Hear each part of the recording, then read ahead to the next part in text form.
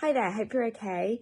Just want to talk very briefly today about isolation and the impact of COVID-19 against some of the self-imposed isolation and restriction that comes through living in an eating disordered world.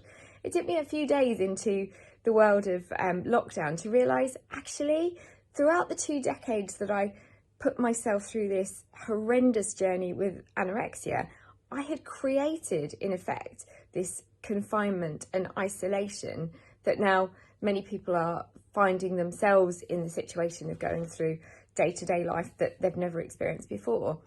The sort of nature of my eating disorder was a restrictive eating disorder that all it was really doing was, all right, it might have been restricting my body weight a little bit and restricting my food consumption a little bit, but actually the massive impact it was having was restricting and reducing my world. It was restricting and reducing what I could do on a social level, how I could engage with friends and family, my capacity to enjoy life, my capacity to see the positives in the world and to increase my potential in work or in anything else that I wanted to partake in sport, in leisure, anything else.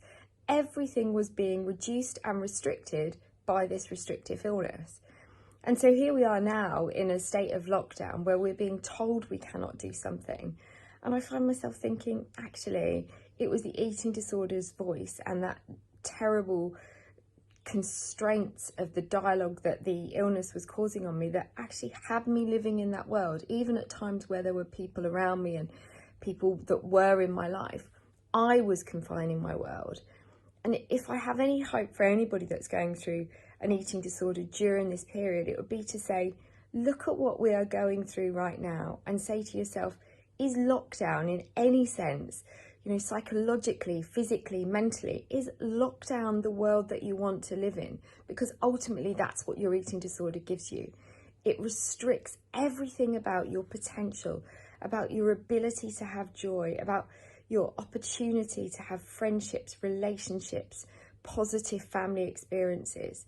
You do not want a long-term lockdown, but to stay in an eating disorder is effectively to give yourself that on a daily basis.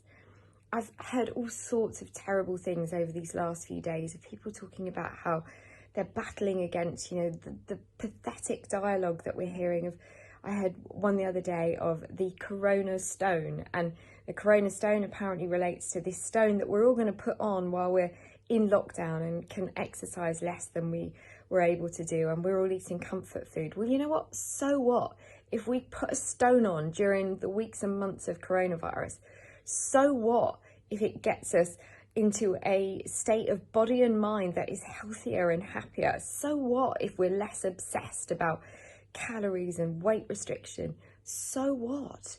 Use this time to get well and to be free of those constraints that you've been living under for so long.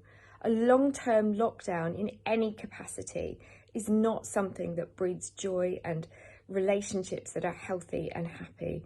So, there's so much that's negative about this experience that we're going through. But if you can flip that into a reason to tell yourself that once this is all over, you want a more joyous life that's more free and more freeing, then, take that as an opportunity and run with it. Let's all be well and be happy and live a life of freedom that we can enjoy beyond this lockdown period. Okay, good luck to you all. Have a good day.